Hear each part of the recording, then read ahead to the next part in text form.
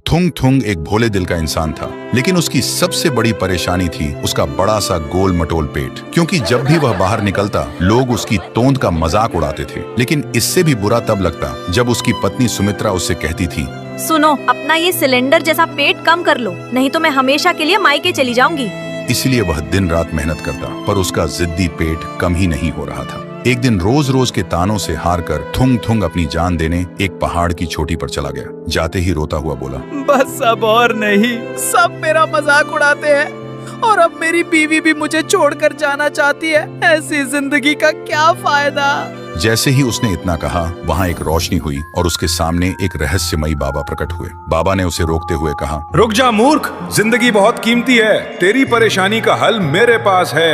यह कहकर बाबा ने अपने झोले से एक सोने का मेंढक निकाला और थुंग थुंग को देकर कहा, ये कोई आम मेंढक नहीं है बच्चा, इससे जो भी मांगेगा मिल जाएगा, पर कभी लालच मत करना। इतना कहते ही बाबा चले गए और थुंग थुंग हैरान रह गया। फिर वह मेंढक को घूरते हुए बोला, मेंढक जी, मेरा पेट कम कर दो।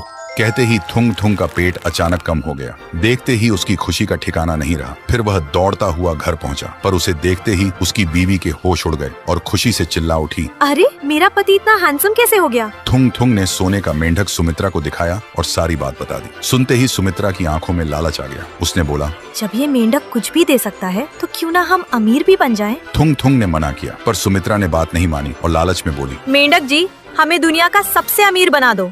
हमारे घर के हर कोने में बस सोना ही सोना हो। लेकिन इस बार कुछ भी चमत्कार नहीं हुआ। सुमित्रा को लगा थुंग थुंग ने उसे बेवकूफ बनाया है, इसलिए गुस्से में रसोई की तरफ चली गई। लेकिन जैसे ही उसने पानी के गिलास को छुआ, वह ठोस सोने का बन गया। यह देखते ही सुमित्रा की आंखें चमक उठी। फिर उसने रोटी को छुआ, वह भी सोने की बन गई। सुमित्रा खुशी से झूम उठी। उसे लगने लगा कि अब वह सोने की देवी बन चुकी है। लेकिन उस दिन के बाद से थुंग थुंग की जिंदगी नरक बन गई। अब घर का सारा काम उसे ही करना पड़ता था। ऊपर से बीवी को भी अपने हाथों से खाना खिलाना पड़ता था और सुमित्रा बस महारानी बनकर आराम से लेटी रहती। फिर एक दिन थक हार कर थुंग थुंग सुमित्रा को खाना खिला रहा था। तभी अचानक वहाँ एक बड़ा सा चूहा आ गया। चूहे को देखते ही सुमित्रा जोर से चीखने लगी और घबराहट में थुंग थुंग को पकड़ लिया। लेकिन जैसे ही उसने थुंग थुंग को छुआ, थुंग थुंग भी एक ठोस सोने की मूर्ति में बदल गया। ये देखते ही सुमित्रा के होश उड़ गए। फिर वह मूर्ति से लिपटकर जोर जोर से रोने लगी। मुझे माफ कर दो मेंढक जी, मुझे ऐसी अमीरी नहीं चाहिए।